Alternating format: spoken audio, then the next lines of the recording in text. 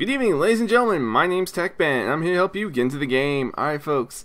It's been a while since I did get into the game for Rift, and here we go. We finally have one. So this is Rift, get into the game, Instant Adventure. This one's the Hammerknell expansion in particular. This particular little Instant Adventure set was introduced in 3.2. And it takes us back to the old original raid from like before all the other Rift expansions. It was Storm Legion. This was one of the big end game or end raids. Right now you see me on my Rift Stalker. This is a rogue tanking soul. We'll actually have in a bit a view of the cleric support soul, otherwise known as the Oracle. I have shown that on the channel before. And another one for the Chloromancer, which is the plant mage, who's the healing mage soul. But we'll get to them when we get to them. Right now, this is just one of the mini events. This area is huge. There are boss fights. This is one of the few times we gotta have tanks, and that's why I'm having a tank here. Because I want to show everyone what these guys actually are about and what they need to be done. You need to have a tank at some point. It's not mandatory that you bring a rogue tank per se, but it is really helpful to have a dedicated tank. What you're seeing here, we actually have two of them, and in the end it actually was 3 tanks. We have I don't think the third tank shows up quite yet. It's me and a mage tank, ironically. I believe they're called Harbingers, I don't know off the top of my head. So right now I'm just trying to pick up the trash. It's a lot of fun, because I can use all of my abilities. Even though I'm not max level, I'm still classified as such. The rings you see coming off me right now are actually one of the Rogue Soul's tanking abilities. Anytime I use a Rift Jump ability, and I've got 3 of them, plus a finisher I've yet to unlock, means I'm always generating those rings constantly around myself, which is great for picking up aggro. Every class has a mechanic like that. If you're a cleric, be it whatever, and I'd have to do an entire different video set on that, and oh, that'd take a while. But long story short, this is a lot of fun because it's just that big group play that I fell in love with in MMOs, on top of it just being I sit down, I pick it up, I'm there, I'm gone, let's go. You don't have to worry about gearing as much. This one's pretty easy. This is great practice, though arguably there's better options. You're also seeing a lot of flames. That's a different rogue soul. That's from the Storm Legion set, the Tactician. A lot of people don't particularly like that set because it's so easy for them to overwhelm tanks and healers with just particle effects. So it can actually cause these cause games to crash or just lag out. It's not fun. But here we're seeing a very simple rotation. Let's see what else do I need to cover. Again, that's me jumping. I have 2 short-range jumps. I actually have a general jump, which will also trigger. And it triggers a bunch of my other abilities. That is the primary mechanic of the Rift Stalker, is the phase jump. Or the shadow step, whatever you want to call it. Oh, look! A giant crab! And me without any melted butter. Oh, well. Now, this is actually an interesting mechanic about to come up. For those unfamiliar with tanking or off-tanking, in a raid or large group event, it's not uncommon to have 2 tanks, and a primary tank, or main tank, and an off-tank.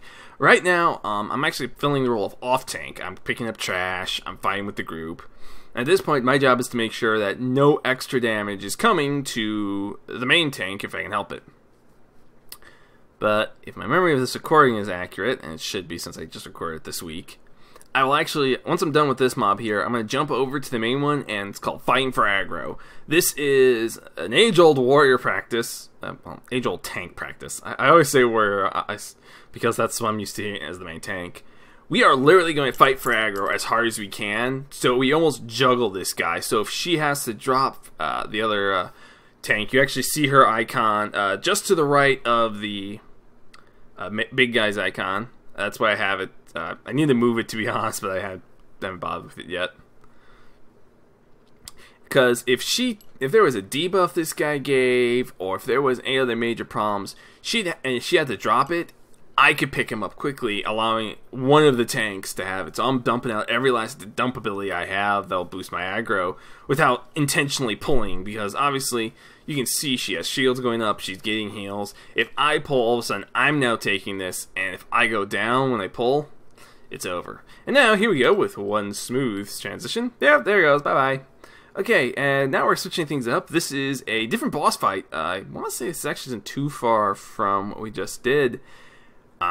This is Oracle. This is one of the, I think it's officially in the Nightmare Tide. However, it was released in what was called Binding of Blood. So in my mind, it'll always be the Binding of Blood Souls. This is the support role. And as you can see, the one over his head, you actually have to do kill orders. Like, if we tried to focus on the other guy first, this dude would probably tear us all apart. And you can see the off tank did not pick up the mob. Actually, that may have been the primary tank role. Now that I actually really look at, because that is the first tank. You can see the big guy off on my right, but I'm trying to focus on him.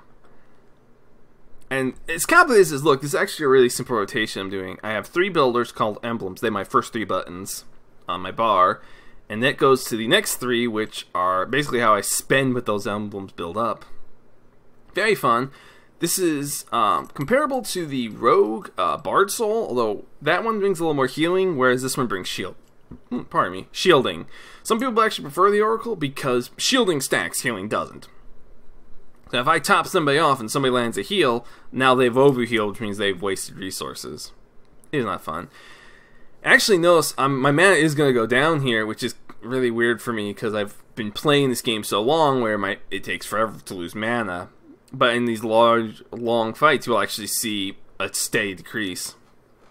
But I have a couple abilities that let me recover my mana, so it's not a problem. We actually didn't focus particularly well here, I'm embarrassed to admit, but this was the best recording I could get my hands on, and it comes out okay.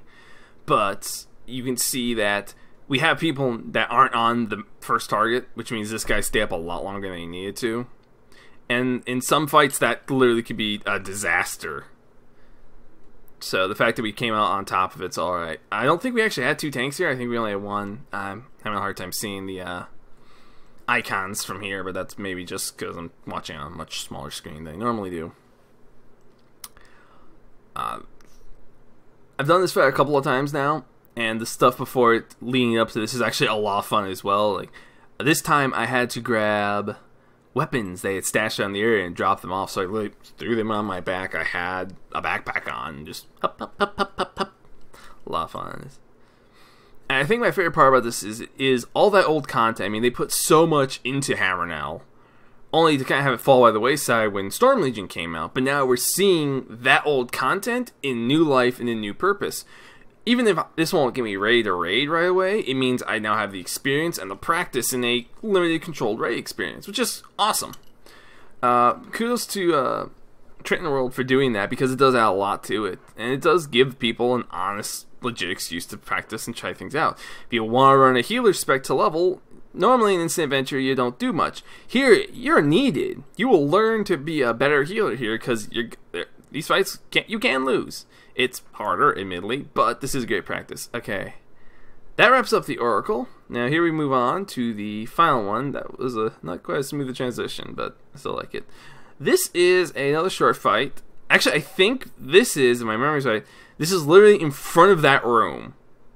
I want to say that these rooms are back to back. And here I am on my Chloromancer, Plant Mage. He will always be a Plant Mage in my mind. Yes, this is actually a healing tree. As odd as that sounds for a mage to have a healing tree, here it is. The Chloromancer is very much a raid healer. They do their job very well, but they're almost a support healer. They're not quite primary healer material, because while they're very good at what they do, they don't have a lot of the same shock heals. Whereas my Defiler or any other major healing spec, it's going to have some dedicated shielding, some dedicated healing, heals over time, whatever the spec, the style is. It's there. The Chloromancer relies on casting life spells. Actually, all spells will trigger its auras. Lifebound and Life Giving, I believe, are the 2 names off the top of my head. I don't remember. And I don't have them on my bars, so I can't just kind of look and go, okay, what icon is that? But they have differences. One will give a focus target. This is great if I'm a tank healer of some style, such as a 5-man instance or what have you. This will allow me to have some of my bigger spells keep a focus on the tank. Whereas right now I'm running, I want to say Lifebound. It might be life-giving though. And we're healing a large area. Every time I cast, you literally should see some green numbers pop up. I'm healing 10 people around me. There's obviously more than 10 people around me, so not everyone's getting a heal. So I'm literally throwing out some acceptable damage. I mean, I'm not a massive damage dealer here, but what damage I am dealing is taking them down while I keep my teammates alive, who may catch flak or some AoEs. And that's pretty cool because it is just that option. I guess that's one part about Rift I can never truly stress enough is there's so many options. As of the Nightmare Tide Souls, otherwise known as Divine Blood Souls, they literally, every class can run every spec. I could be a mage tank, I can be a warrior healers. They're actually amazing AoE healing capacity. They are like literally considered premium raid healers. The rogue plays an amazing single target with the physician. And again, he deals a bit of damage as well through some of his abilities, letting him leech life off the enemy and turn it into health for his allies. And that's grand old time. If you want to get into Rift, I highly recommend it. Right now, we're actually in, at the time of recording, there's the summer event going on. It doesn't have a ton of time left, so hopefully I get this up quickly enough for you guys so someone can join in. If you like Corkies, there's a bunch of Corkies running around some of the capital cities. What else to cover? There's still the regular instant adventure, but I don't think as many people are running that right now. But the Hammerknell is a lot of fun because it also gives you exclusive gear. Like right now I have I believe it's a death-based wand. I don't have it out because, I'm sorry, my guy is huge. Sticking it with a tiny little wand doesn't quite work for me. But, oh boy. Let's see, sales, event. This is just so much to see and do in Rift nowadays. It is kind of a shame not to get a chance if you've never tried. If you like MMOs, this one's free, so you don't have much to lose. It doesn't take a lot to get into it or get going. Bag space is a premium, however, but I always have that problem, so I can never sure if it's just me or what it is. Actually, you can see right now that blue icon over the character's head is representing him as one of the tanks. I had one later on that rogue run. I didn't record. I recorded all of it, but I didn't use all of it. They actually had me marked. I was tank 2. Got tank 1, tank 2. Just need a red jumpsuit and we'd be good to go. Do a Dr. Seuss impersonation. Sorry. So, okay, let's see. Yeah, I think I covered just about everything I wanted to here. So, hopefully you guys enjoyed this video. If you can't tell, this is my first attempt at video editing here, so it's a little rough, I won't lie, but the fact that, as you notice, you probably don't hear my chair squeaking like you do in a great number of my other videos, and it's just a nicer overall setup. Actually, I'm not sure if I cut this properly or not. I got a really nice item from this, but that's another story for another day. This is the Tech